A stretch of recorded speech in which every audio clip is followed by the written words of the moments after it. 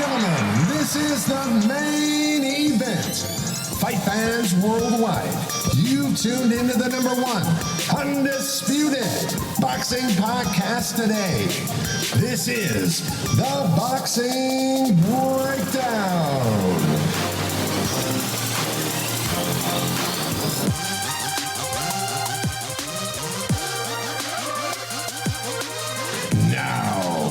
Heavy-handed, hard-hitting host, Mark Roxey.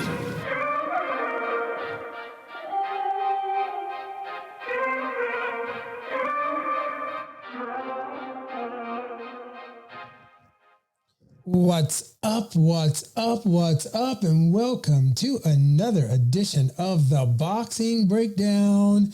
And I am your host, Mr. Mark Roxey, and I am with my partner in crime here, Mr. Harold Hunt. Welcome to another episode. Harold, what's going on? What's up?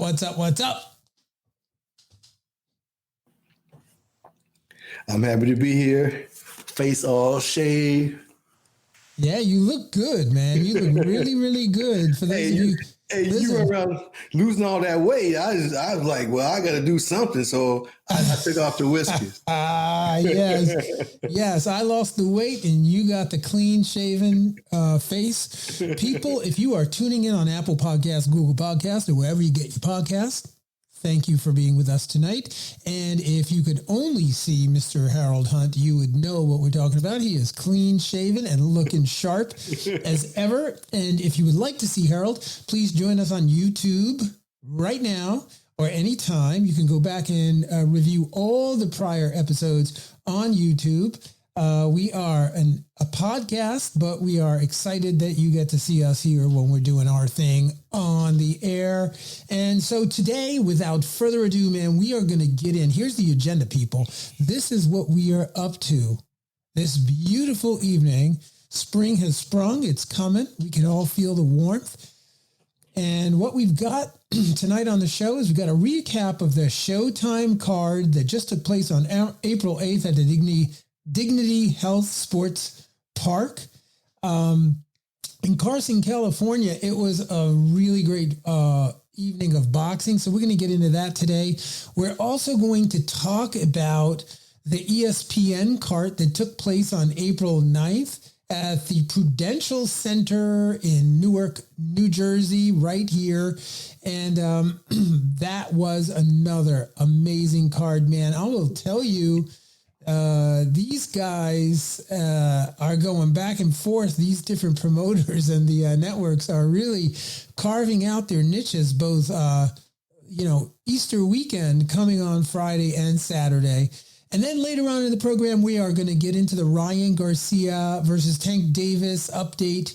We got a lot of news coming out of both camps. And we're going to chop up the Lomachenko and Devin Haney card that's coming up as well. We'll talk about the dates, who, what, where, when, and how you get your tickets. And then we'll get into the Tepfomi Lopez versus Josh Taylor. And we're going to close out the program talking a little bit about whether or not you think it's a good idea to train your kin.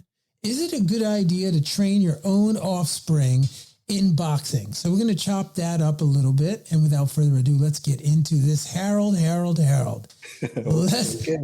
talk about the Showtime card. Were you able to preview that card?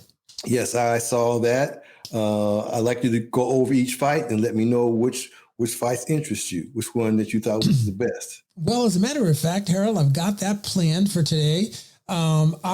Listen, folks, I thought the card, first of all, was amazing. It was action-packed. There were, 1, 2, 3, 4, 5, 6, 7, 8, 9, 10, 11, 12, 13. If you were in Carson, California, you got 13 bouts. That was a lot of boxing, and it was quite impressive. And the two fights that I really wanted to touch on tonight was the Brandon Lee versus Pedro Campos. Let's chop that fight up. It was an interesting fight. There was a lot of back and forth action. It was a 10-round fight. Yeah. And Brandon Lee eked out a win, man. He did so. Initially, I thought he was going to be worn down and lose to a veteran with using veteran moves because he figured him out early. The first, second round, the veteran figured that boy out. However, he was able to make some adjustments, use his youth, of course, and his speed and his very best to date effort to survive to get that win. But he was figured out early, in my opinion. Yeah, man. I mean, Petros Campos was coming the entire fight. It was a really interesting fight because, I didn't expect that. I didn't expect Brandon Lee, first of all, to not have an arsenal on the line as the guy was charging in. So that was kind of shocking. I think early on in the fight, he had things pretty well figured out early on in the fight. But as the fight matriculated into the later rounds, I thought it was just this guy, Pedro Campos, man, he deserves a medal because that kid was not going to be denied. And he was coming full steam the entire time. And really, it was a very impressive fight. I enjoyed that fight. It was one of my favorite fights of the entire weekend of action-packed boxing. And how about you? I agree with that. Yeah, I agree with that. That was a great fight because it was life or death. And whenever you get that drama involved in that, it captures your opinion because we didn't know if he was going to survive or he wasn't. And the veteran, he had a thought in his mind, there's no way this kid can beat me, no way. And that mental situation also fueled him to not be denied, as you said. So, and to see him prevail, Campos, of course, should get a lot of work after this because he's still viable, of course. And he can always say he was robbed, but this is a good step for Lee, I believe. Yeah, man. No, absolutely. I mean, he eked out the win. I'm sure they're going to go back and look at the film and they're going to go back and kind of study where the fight plan broke down a little and what was happening in the second half of the fight as he faded toward the tail end of the fight. Great fight.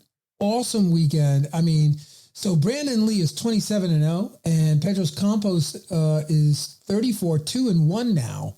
So, Pedro Campos has got to go back to the drawing board and really dig deep to see where he goes next from here. But Brandon Lee advances, and it was a great fight, man. And then the real big fight of the night, Harold, the big fight of the night.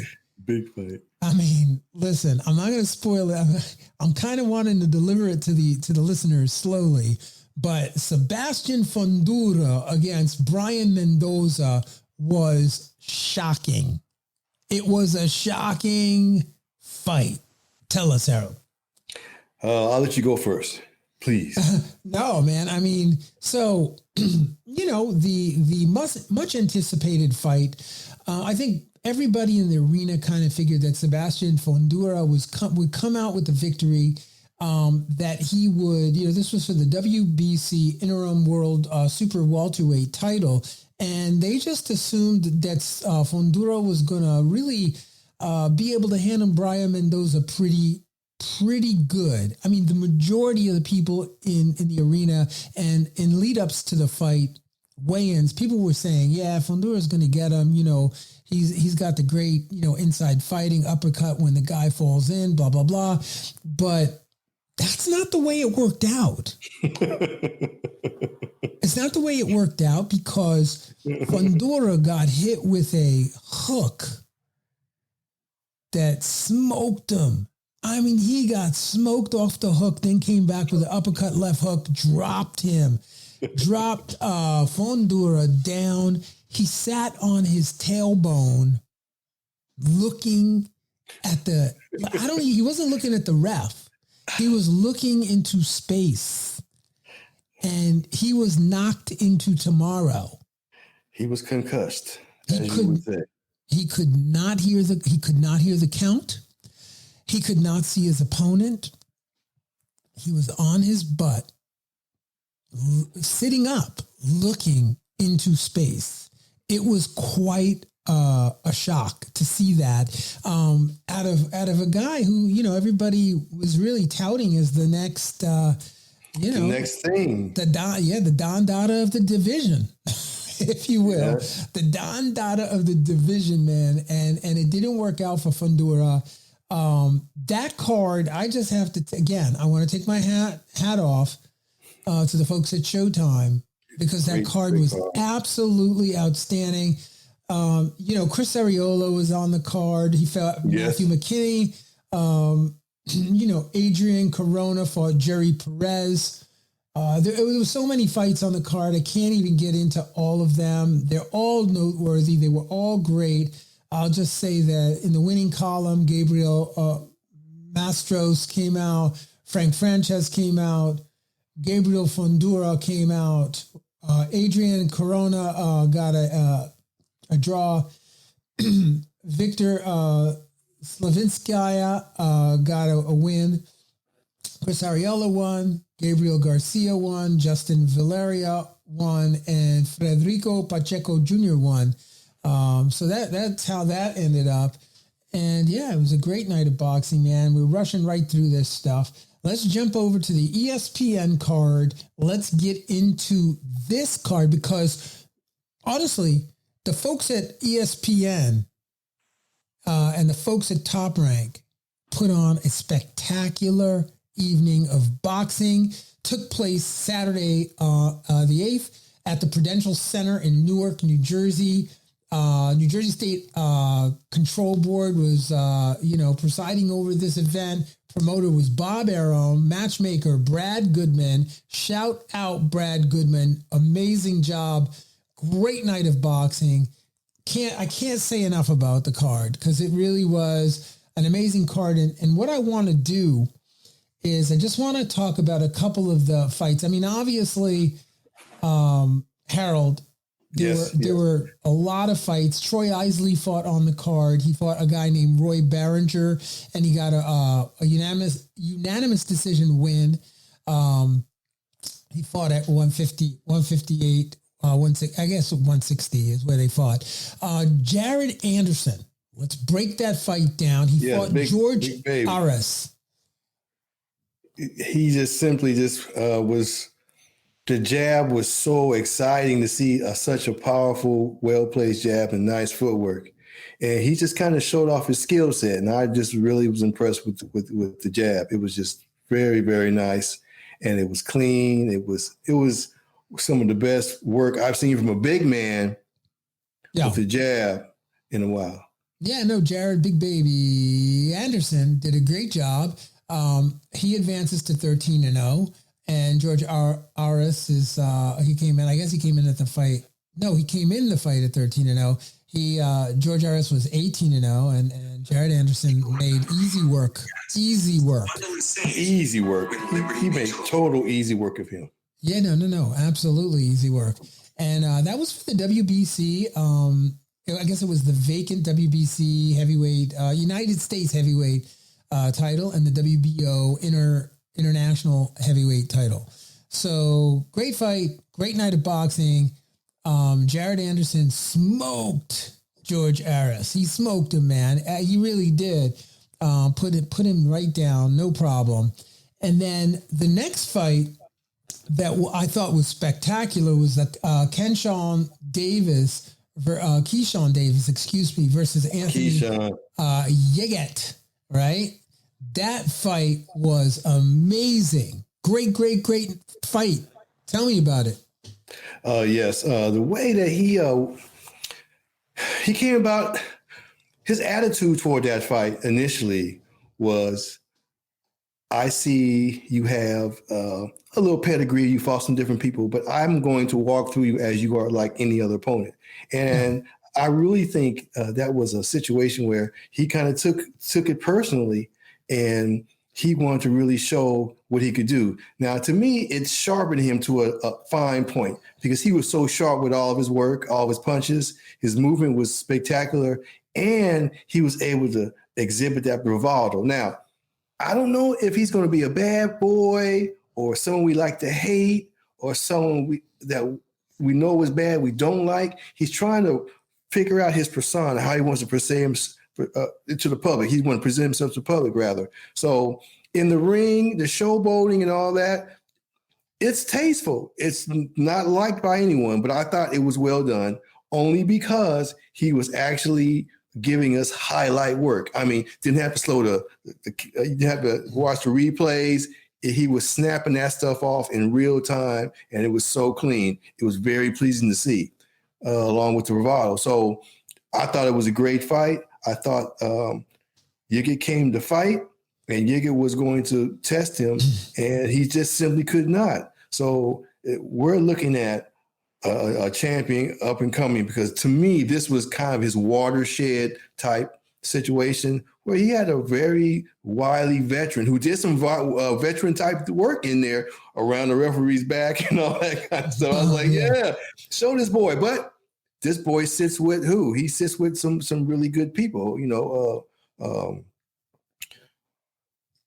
with welterweight champion being one of his sparring partners. Not sparring partners, but he's in a good camp. No, absolutely. I mean, I would just add to what you said to say that Keyson Davis came into the fight 7-0. He's fighting Anthony Yiget, and Anthony Yiget is Yiget, bring it. Yiget, man, yeah, he was 26-2 with one draw. So I mean, he was definitely game fighter. Came in WBC. This was for the WBC United States lightweight title vacant, and the WBO Intercontinental lightweight title. So, Keyson is moving his way exactly where he wants to be. He did get a KO in the 9th round, 9 of 10. He KO'd him. And I will say this, though. Anthony Yiget is no slouch. His skills need to be sharpened. I wouldn't say he has the best straight punch modalities are not really there. He's not, there's a lot of things with his technique that I think could really be improved, but he is a bona fide. You can see how he got 26 wins, yes, two losses and one draw, because he comes to fight and he's got the heart of a lion. There's no question about it. He came to fight. I think, Keyson, being in Newark, when you're in Newark, bro, you got to shout. You got to basically show out. You better show out, because Newark don't play, man. You come to Newark, you better know what you're doing. And, so Keyson definitely wanted to make a statement to the fans. He wanted to secure a nice crowd in the Prudential Center for future fights, because what we're going to do now is we're going to talk about the Shakur Stevenson and Suachuro. Take your time. Take your time. Thank you, man. That is not an easy name to say. But we want to talk about that fight because, Shakur, they've built him up so well in terms of how they sell out the Prudential Center. And I've seen it from the first time he fought when there was barely anybody in the arena. And now it's a sold out arena. It's incredible how many people were in there. And, this was a great fight. Keyson wants to get in that. He wants to make sure he's a headliner in that venue. Good for him. But really the night belonged to Shakur Stevenson. He came into the fight 19-0, fighting a game 16-0 opponent in Yoshino, fighting out of, it was just an amazing fight. They were both fighting aggressively. I think that Shakur just had control over the fight the entire time, made the work look easy, very much like Jared Anderson did. Yes, very similar. Very similar. Made the fight look so easy. Looked like he was on a completely different level than this, 16-0 pugilist. So yes, it was just target practice. The skill in which he dropped everything on, but he was aggressive this time. Yeah. Usually he's he's gonna land, and if he gets the opportunity, he'll follow with something nice. But this time he was aggressive the whole time. Yeah. And I like that part. I always like all his work anyway. But when he's aggressive like that on the front foot, purposeful, because that's the knock he's getting. Well, he's a good defensive fighter. Lately he's been standing in the pocket. His last 3 or 4 fights have been in the pocket in front of these guys, beating them up. That's true. But his overall splash into the industry was one of safety first. So now he's trying to change that dynamic by being in the pocket.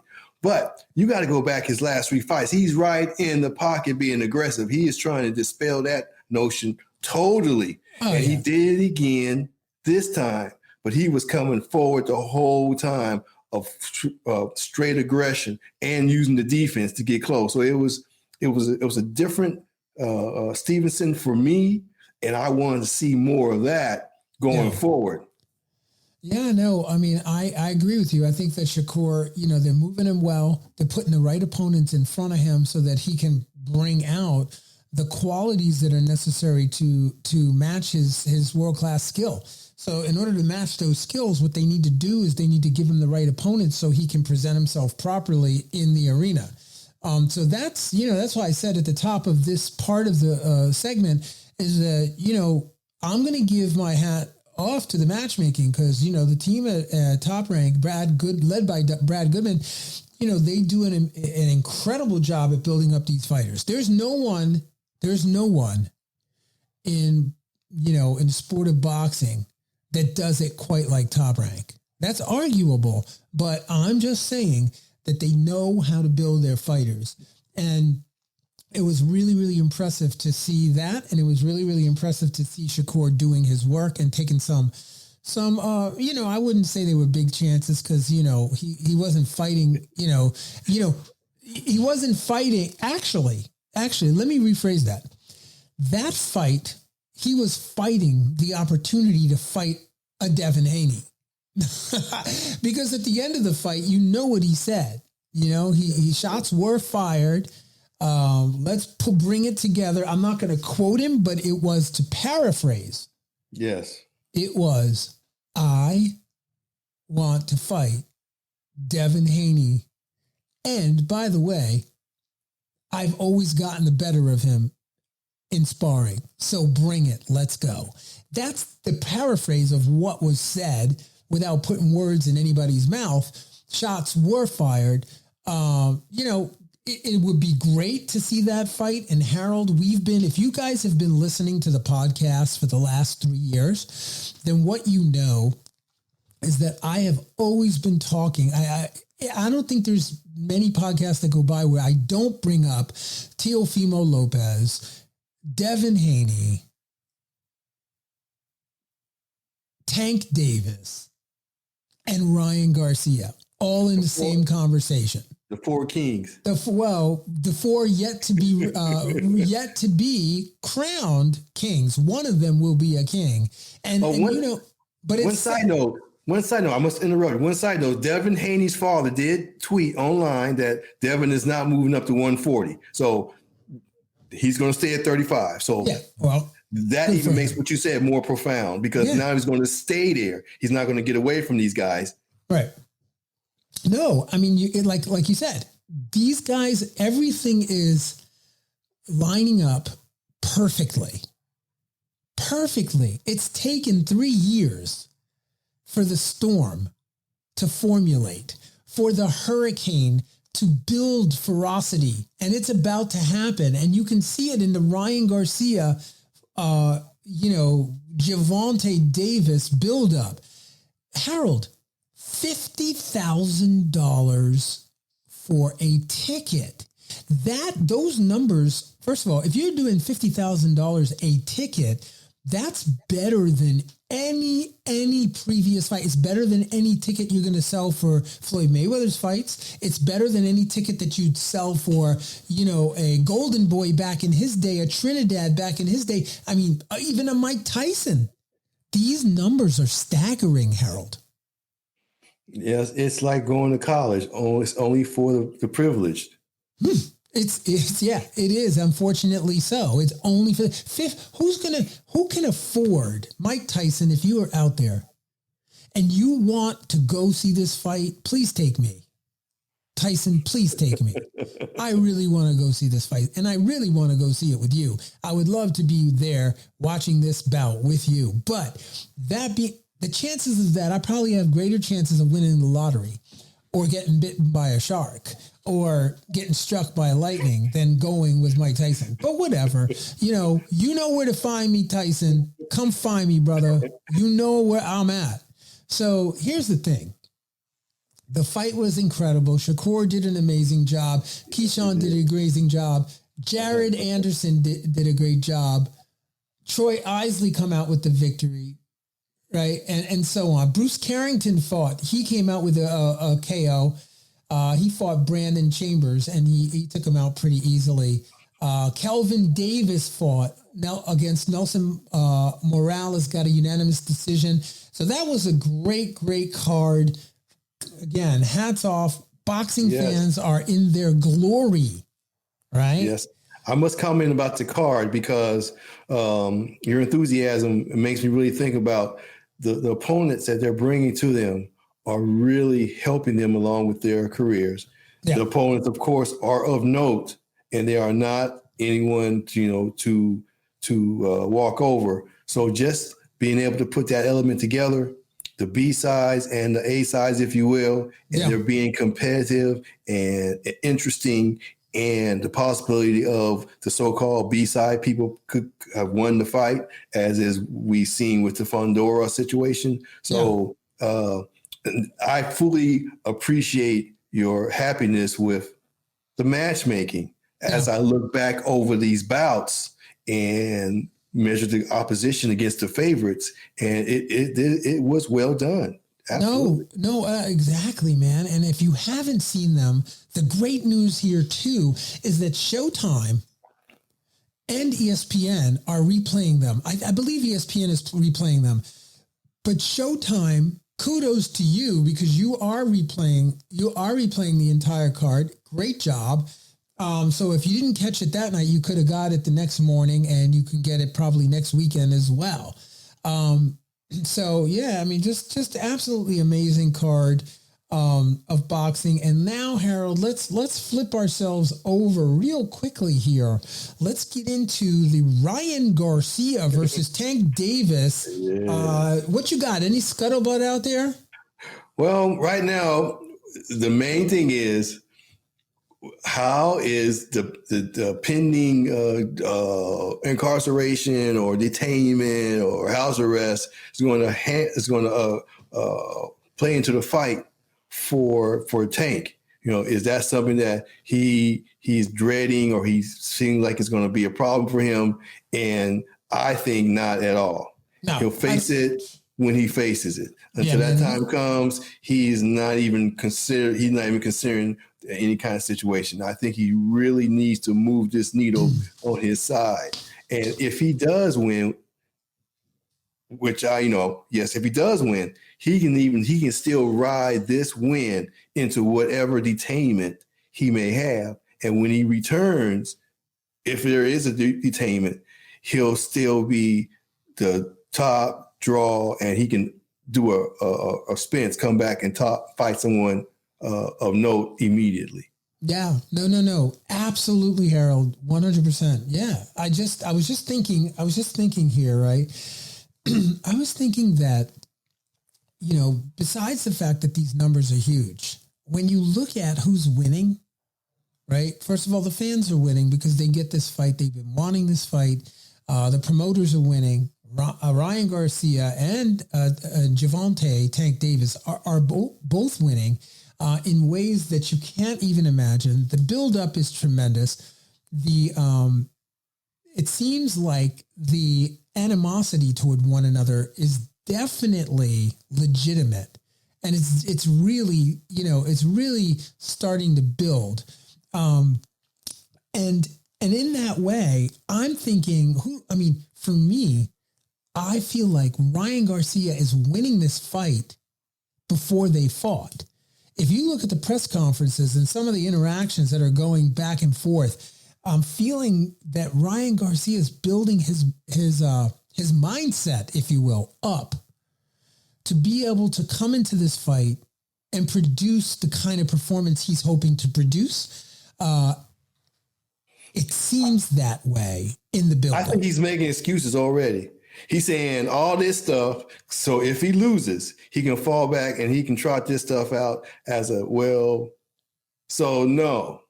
My opinion, no. I don't see that at all. Okay, I see he's trying to make excuses for it if he gets beat. That's what I see. You see excuses? I see him formulating excuses, formulating somewhere soft to land. That's what I see. And and if Tank was doing the same thing, I would say the same thing. That's what I think he's saying, because he's in a situation where he talked, now he got to fight, now he got to fight the fight. Yeah. So yeah, you got this is a whole nother fight. All the press conference and all that. Yeah, that's a whole nother fight. They gonna say do whatever. It's a whole thing in the ring.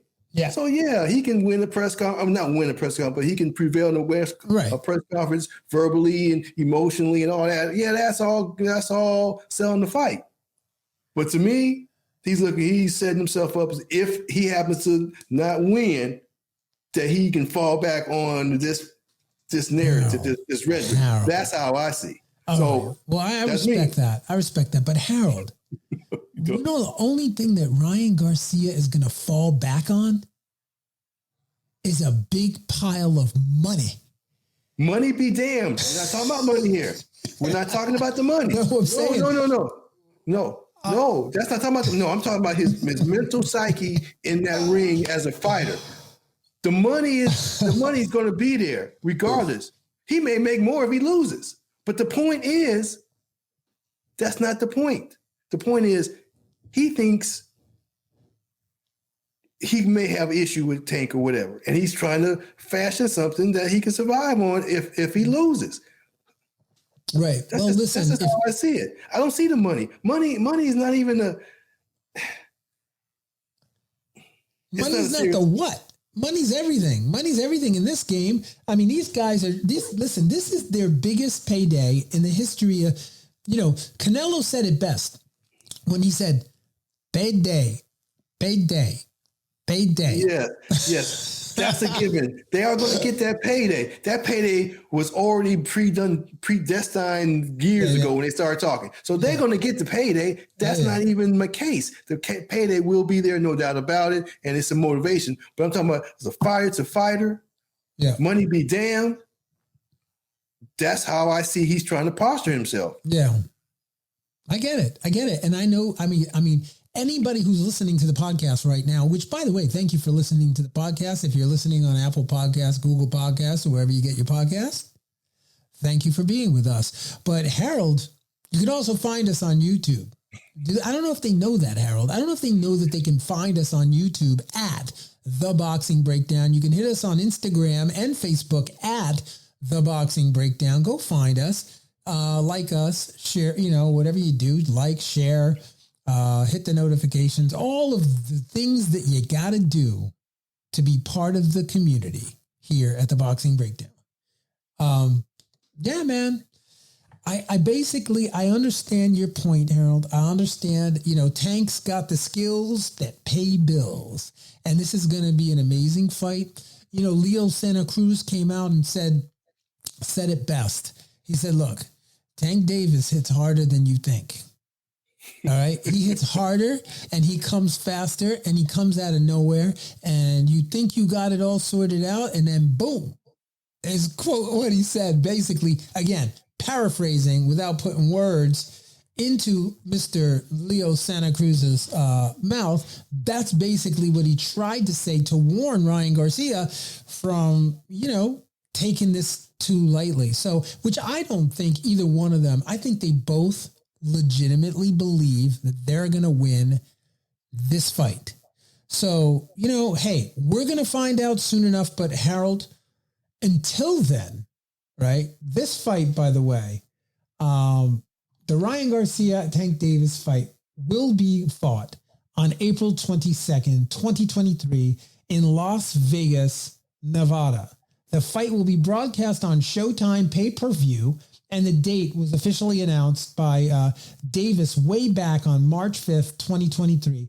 The fight has been long discussed, and both fighters have called for this fight to happen. It will happen on April 22nd. So that's what I have to say about that. Let's move on, Harold, if we can. Okay. Let's flip. So. Yeah, man. Let's just jump on over to another drama that's unfolding, which is the drama between Vasily Lomachenko and Devin Haney. What you got? Well, Haney's simply the bigger man. He simply has the youth. And he's so cerebral that even if the fight is a total stinker, yeah, he'll win that fight. We may turn away from it and say, oh, this is, ooh. Those who don't understand the beauty of Devin Haney's style and see him defuse Lomachenko, the casuals, or if you will, the ones who are tuning in because everyone else is, they may have a problem with it. But he's going to win that fight. Period. I can't see any other way it's going to go. He's going to win that. He's too cerebral. Yeah. And Lomachenko is also what youth will be served in certain situations where it must prevail. Yeah. So you don't think that Lomachenko's footwork is his incredible boxing IQ is going to give Haney any problems? I think if he gets him in a situation where Haney will have problems with it, his youth will prevail. As we saw with the first fight even we spoke about, youth prevailed, and he was able to win that fight. This is the same situation. Youth will prevail, and he has some experience. And I think it's enough to carry him through Lomachenko's very best efforts in certain parts of the fight. Right. And he will win. But he will be tested heavily. And you have a lot to it, but youth always wins. Youth is undefeated. And this is a situation where I just see it, and he has just enough seasoning to get through what Loma's going to offer him. Right. Well, folks, I mean, this is, the undisputed lightweight king, Devin Haney, the dream, right, is ready. This is going to be a big pay-per-view. Haney will defend all the belts against former three-time world champion and pound-for-pound king Vasily Lomachenko on Saturday, May 20th at the MGM Grand Garden in Las Vegas.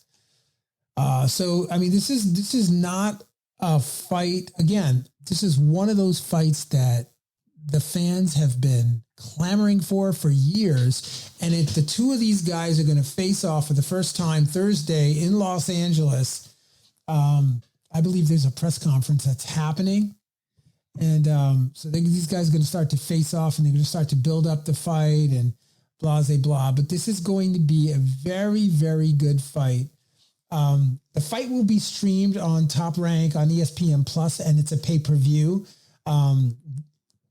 So I know that is what you guys should expect, is that this will be a pay-per-view. I think the price is about $60 for the fight.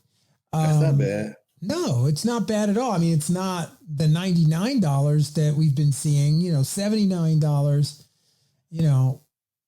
is better. Prices. Yeah, it is better. It is better. But hey, as far as press conferences go, Haney's got a side man with him, or a front man, if you will, or in rapping, what do they call the man that's answering the rapper? What's that called? A side man? What's that? Mark, you in the rapping world? No, anyway, his father is his yes man, not his yes man, is his I forget the term, but anyway, those two together have a really 1-2 punch when it comes to press conferences, okay? And they have command of English language, okay? Lomachenko, he's not articulate like that, okay? The father, he's straight Russian. So you're really going to have a great interpreter on the Lomachenko side to get that passion out of them into English back and forth with Haney and his father. So I've got to see how they're going to make that work, because Loma's English is broken, and Haney will chop him up verbally. So the interpreter on Loma's side has to be very, very astute, because he's got to keep the dialogue going by answering and going back and forth, translating from another language, because Loma is passionate. His father is passionate, but they can't project that at an English press conference. That's a great point, Harold. I hadn't really given that too much. I haven't really paid too much attention to that piece, but you're absolutely right. How are they gonna sell the fight in the way that Ryan Garcia and Tank Davis are selling the fight? Interesting point. It'll be interesting to see. It'll be really, really interesting to see how they go about doing that. I will tell you this, that Vasily Lomachenko, I would not sleep on him. He's got a lot to prove. It'll be an interesting fight. I definitely love to tout these fights and talk them up and, be fair to both fighters. Yes, will Father Time win? Or will Father Time win? Or will youth prevail? That's the question. That's the real question about this fight. And it's going to be great. Neutral. You are so neutral, man. Well, yeah. Don't worry. Wait till the next episode. When the listeners come on to the next episode, I'm going to go with Lomachenko, bro. I'm going with Lomachenko over Devin Haney, and we're going to see. And actually, with the Tank Davis, Ryan Garcia, man, I go back and forth every single week. You know that. Like, Tank's going to destroy him. Oh, Ryan, because I'm watching, I'm paying attention. There's a lot more. Listen. What about the fundamental flaw that boy has that Tank loves? The fundamental flaw that cannot be changed. Cannot be changed. Well, I understand that, but I also know that Ryan Garcia has been fighting since he was 7 years old. The guy's got skills that pay the bills, and he does. I know that he's a YouTube sensation, but believe me, he's a fighter. Yeah. He's a real fighter. And so, you cannot, he's got the reach, he's got the height, he's got long, stretchy arms. Can he use them? Will he use them? Will he control them? And will he catch Tank on the way in? Because everybody's been talking about it. I'm not saying anything that everybody else doesn't know. Yeah. Ryan Garcia's got the neutralizer, which is a hook and a good straight right hand. Will he catch Tank on the way in, or will Tank evade the attack and be able to deliver the knockout blows that we've come to know Tank to be able to deliver? That's the question. That's what makes it such a compelling fight, because these guys' skills are made for each other. They're really, really, one kind of cancels out the other, but the question is who shows up that night and who's the real deal and who's been just doing it for the camera. Okay. Now, I sent you a text in the middle of the night about this. Yeah. You got my text. Okay. I got it. Woke me up, bro. It was very clean and precise. Now, I'll go over it now, just quickly, just to get it over with. If Ryan doesn't get you with that left hook, he doesn't have any type of discipline to put anything else together. Right. Whenever he's hurt, whenever he's running, whenever he's under pressure, or when he's applying pressure, he has just a left hook that comes from nowhere, from everywhere. But it's his protection. If he doesn't get you with that, he doesn't have anything else. He doesn't have a routine to finish. He just doesn't have a routine to finish. Yeah, man, I got that. I got that argument. I understand that, but we're going to see Whereas Tank has routines. He finishes you. Right. And he's not relying on one punch or one situation. He finishes you in a variety of ways. Well, you know why they call him Tank. There's no surprise why they call Gervonta Davis Tank. There's no, I'm not sleeping on either one of them. I know that if I were to bet on either one of these fighters, I have a 50% chance of losing or winning. That's just what's so. I mean, you got to know. Come on. Hey, folks, listen. You guys that are at Top Rank and, all you promoters out there, Harold and I do an amazing job at going back and forth, keeping this stuff neutral so that, we don't want to alienate our fans. But at the end of the day, this is a 50-50 fight, man. Either one of them can win. Yeah, he can run into something. Yes. Of course. And that's the beauty of boxing. We saw it with Fundora. We see it all the time. Exactly. So I will embrace either way it goes. It's just that my opinion is what it is at this point. And I just went back and looked at all their fights, and he has such something that he does that I don't like. I mean, that could cause him issue with Tank. And I watched 5 of his fights in a row, Mark, and broke him down. I was like, I don't know if he can fix that. Then I watched the other Tank stuff, and Tank is naturally right there on top of that kind of display of fighting. Well, we talked about the fact that the coaching's going to play a major factor in this fight. Like, are they able to fix it? Are they able to fix it, Harold? What do you think? If you're out there, you're listening. Mark, when you're heated battle and you're fighting, okay, and you can have all this training camp and all that, you resort to the thing that you've always done. I don't care what you've done. You're going to resort to that. The natural instinct that you first have. You just do, and you just do sometimes. A lot of them do. When those two natural instincts from either one of those fighters go head to head, Tank is at an advantage. Now, maybe Ryan could pick up all this and all that and be able to get away from that and not give Tank that opportunity, and he could take Tank out. Okay, that'd be a cerebral move. But his natural instinct in all the fights that I've seen are to do a certain thing. Yeah. And then Tank's natural instincts are certain things, and those things gives him an advantage. That's just what I see. I just don't think any type of outside influence is going to take that moment away. They're too young to really fall back on their experience. Right. They're young. They're young boys. I mean, they're young adults. They're still going to stand in it the way they want to stand. Now, when they get older and more mature, they're going to be able to, I believe, incorporate certain things and be successful. But at this time, and the way that it's been hyped up, I just think that raw initiated process, Tank just doesn't have it's not going to have a problem. I just don't see it. He takes punches to give punches. Yes, that left hook is nasty. Yes, but there's things that he's done to not allow Ryan to get that off. I mean, we could look at Hopkins and Trinidad. Trinidad knocked Hopkins out. Hopkins knocked Trinidad out, but Trinidad did not get to put forth his money shot. None of it. He couldn't land it the whole fight. And that was what he built his reputation off of. He was not able to land that at all. Yep. And he got knocked out for it. So his number one weapon was taken away from him. And I see that possibly happening here.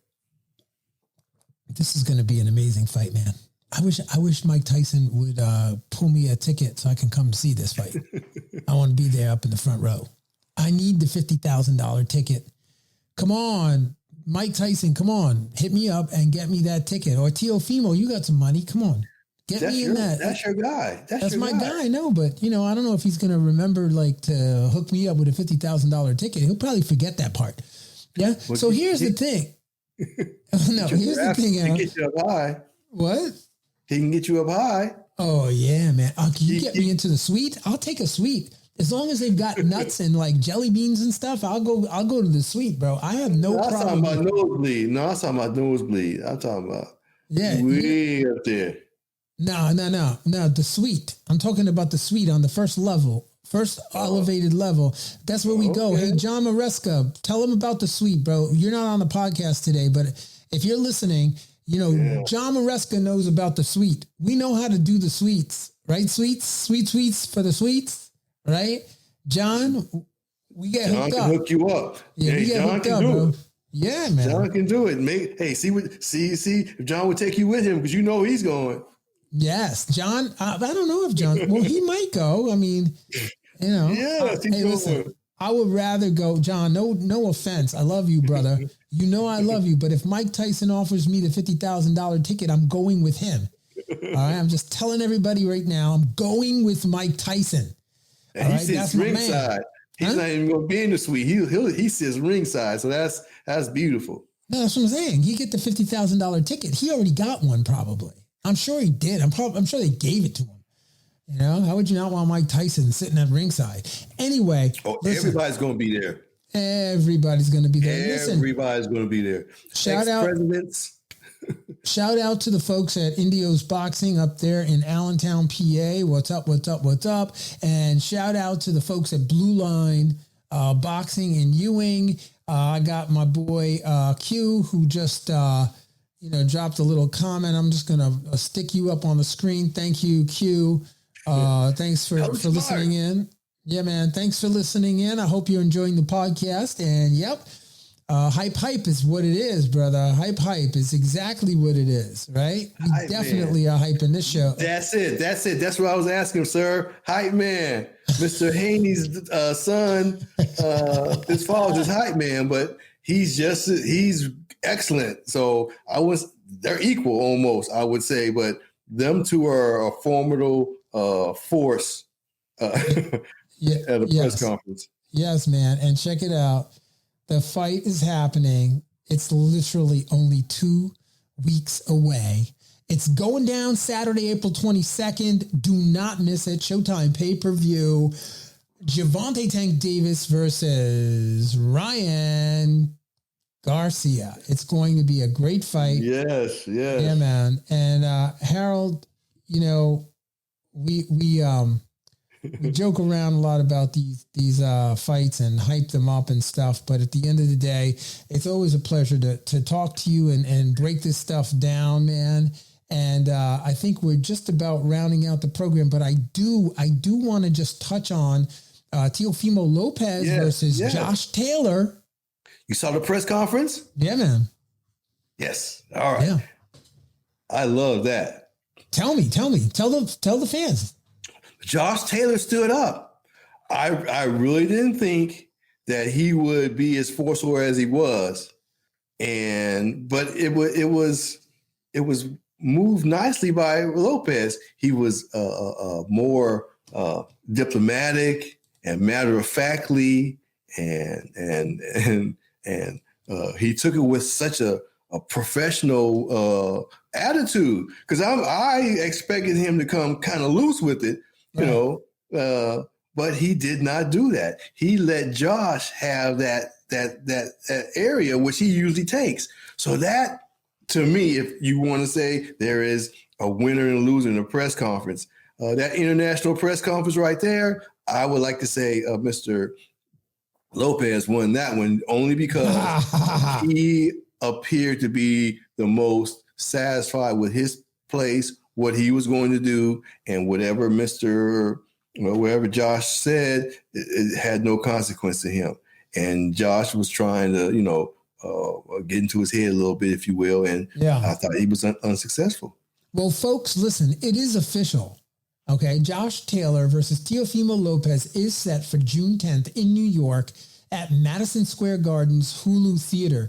And I know that they've been kind of petitioning to see if they can get it in the big arena. Right. So I'm sure if the numbers come off right, that's what they're looking for. But as of right now, it's scheduled for the Hulu Theater, and that's what's going down, man. And there's going to be, on our next episode, we're going to get into this fight. We're going to do style breakdowns and talk about who, why, when, where, what, and how. We got a lot of boxing, to cover. And who, because, who's going to do what? Who's not going to do what? Well, Josh Taylor's got some skills, man. Oh, yeah. He was going to go to 147 at one time, wasn't he? Yeah, absolutely. Well, this fight, I believe, is a junior, it's a junior welterweight bout. So, yes. Tepfomi's right where he wanted to be, right where Pops wanted him to be. So here he goes. Now he gets to see what he can pull off here. And this is a big fight for him. This is a really big fight to get his name back into where it needs to be. He jumped right to the front of the line because of his cachet with butts in the seats, and the whole drama around his entire life with, everything. Yeah. So he got to skip the line. Yep. Well, it's not like he didn't put the work in.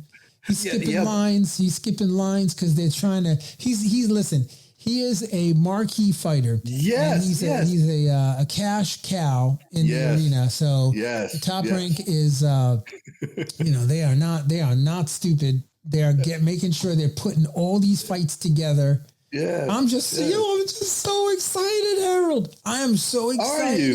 These are the fights that I've been wanting to see for the last 3 years, man. I mean, really, Tepfomi's fighting. He's lining himself up. You got, I want to see these guys fight. Stop talking. All of you, stop talking. Fight. Let's see you guys. It's been a wonderful year so far, right? Yeah, it's crazy. I'm just so pumped up about it. I'm so excited about it. And we're going to get into the style matchups and everything. But, Harold, just before we end the program, I had a question for you. I've been wanting to ask this question to you and also the fans for quite a while. Okay, all right. And I have my own opinions about this, right? But the question is, should you train your own child in boxing? Should you train? Now, I have personal experience with this for many, many years. My son is 23 years old and he started boxing when he was 4. So I have my own intimate feelings about this topic, but I wanted to ask you, what are your thoughts about should you train your own son?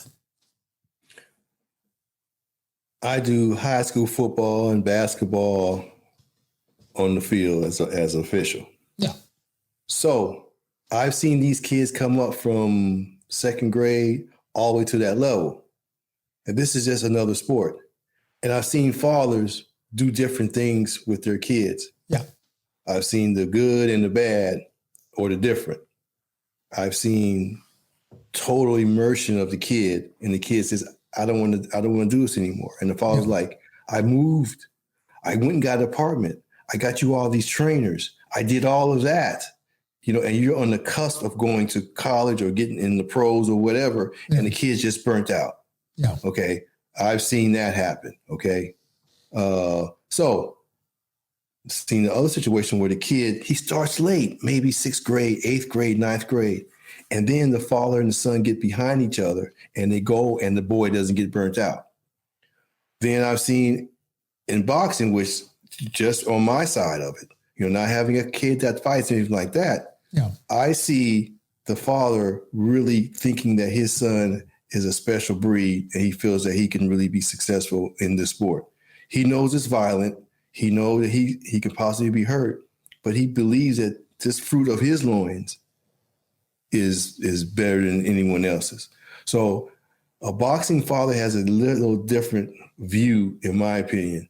And if it's a good idea, I can't really say because I can't even stand in those shoes. Only you can. But from the outside looking in, I think a boxing parent has a little different view sometimes than a football parent or a basketball parent or a baseball parent, because he is kind of putting his son or his daughter, if it will, because you have a lot of championship women and their fathers, life on the line.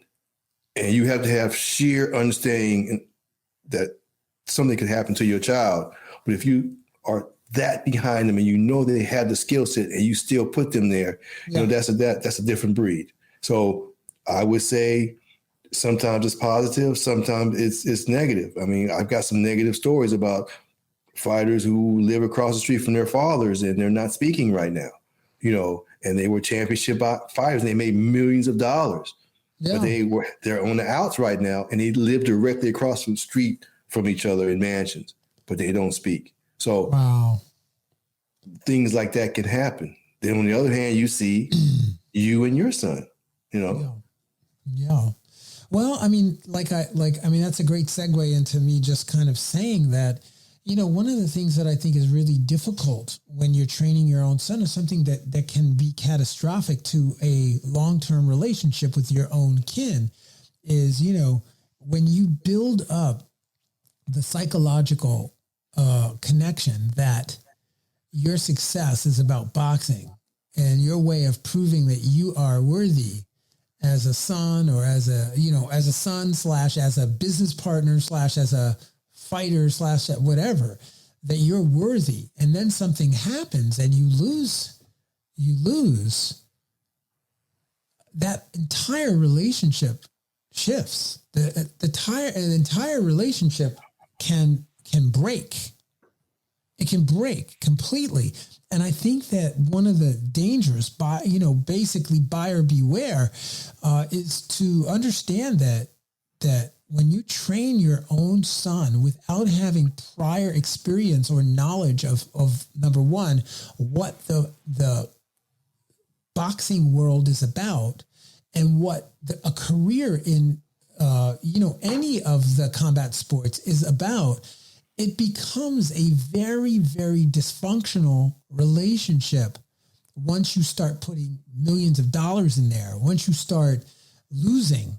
It's great if you're winning. If you're winning, then yes, it's like you said, offspring, my offspring is great. I'm a great trainer. You're a great fighter. We're doing great. But when you lose is when the paradigm shifts dramatically to the point where for most people it's unfixable.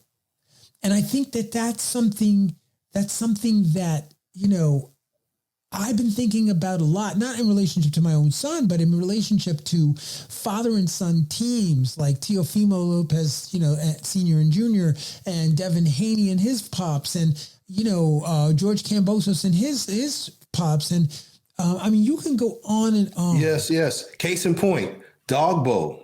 He lost a fight. Yeah. His father and he have been estranged since then. He was asked on national TV, when's the last time you spoke to your father? Yeah. He said, we haven't spoke. Wow. Because he was upset that the father stopped the fight. But that has not been healed. And that was on Showcase. All you fight fans, you saw that interview. If you watched that card, I guess it was ESPN card.